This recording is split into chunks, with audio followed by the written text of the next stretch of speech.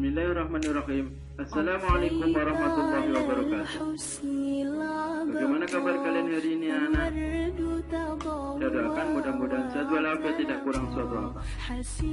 Mata pelajaran kita kali ini yaitu anak-anak sejarah kebudayaan Islam kelas 3 semester 1 tahun pelajaran 2020 tahun pelajaran 2021. Ya, inilah buku sejarah kebudayaan Islam kelas 3 anak-anak yang bisa anak-anak baca dan bisa anak-anak jadikan pegangan untuk belajar.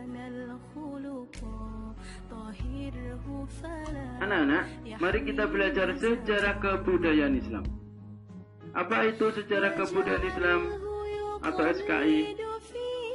Ya, sejarah kebudayaan Islam adalah peristiwa atau catatan peristiwa masa lampau yang berupa perkembangan hasil pemikiran dan perasaan manusia yang terjadi pada masa Islam atau dipengaruhi oleh Islam mulai sejak zaman Nabi Muhammad SAW sampai sekarang. Anak-anak, apa tujuan kita belajar sejarah kebudayaan Islam? Ada yang tahu? Ya. Pertama, yaitu mengenalkan peristiwa-peristiwa penting dalam sejarah perkembangan Islam.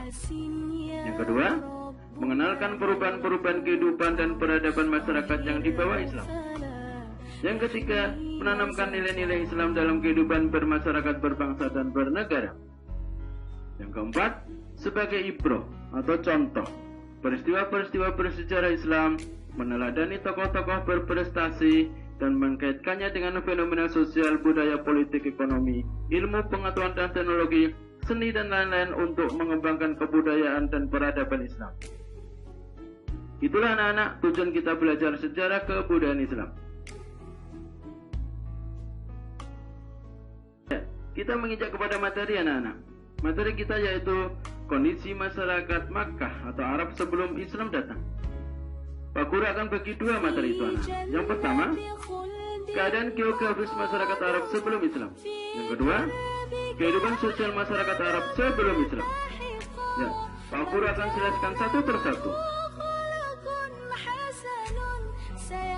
Pertama, keadaan geografis masyarakat Arab sebelum Islam.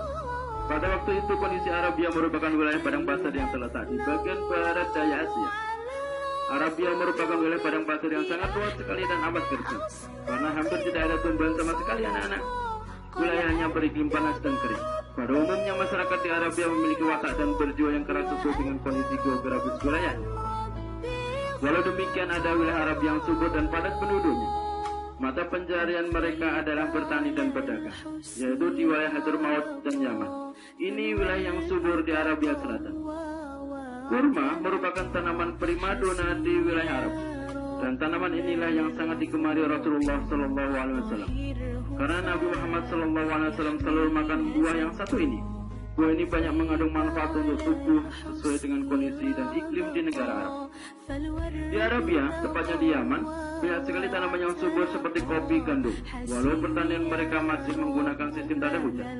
Jadi, kalau ada hujan saja mereka bisa menanam. Padahal Arabia jarang sekali turun hujan anak-anak.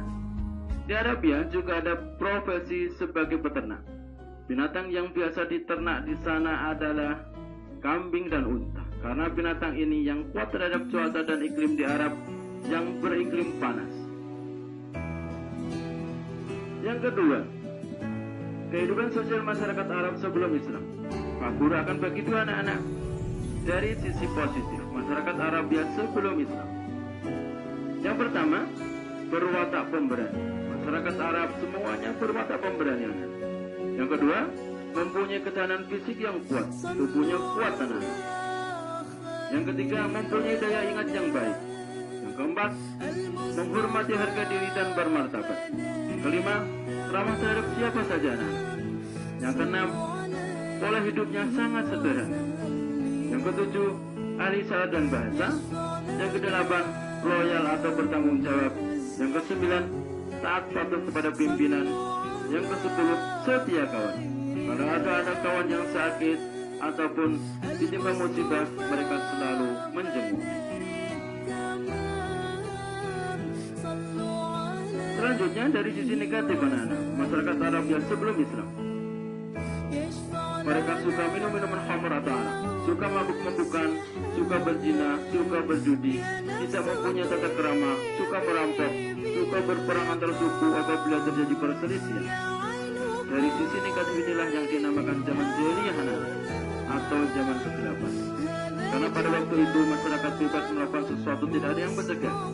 Hukum tidak ada, karena yang berlaku adalah hukum riba. Siapa yang kuat dialah yang menang. Bahkan sebuah kisah diceritakan apabila mempunyai anak perempuan, maka mereka mengubur anak mereka hidup-hidup dengan alasan mereka merasa malu karena mempunyai anak perempuan yang dianggapnya hina. Bahkan mereka menganggap bahwa anak perempuan membawa kemiskinan dan kesengsaraan bagi mereka. Jadi yaitu sistem perbudakan anak. Mereka memperjualbelikan manusia. Para majikan, orang-orang yang mempunyai uang banyak, dengan seenaknya sendiri memberi orang untuk dijadikan budak. Bahkan mereka mempunyai kebebasan untuk menyiksa dan sampai membunuh budak itu apabila tidak menuruti kemauan majikan. Dan posisi si budak sendiri tidak mempunyai kebebasan hidup yang layak dan manusia.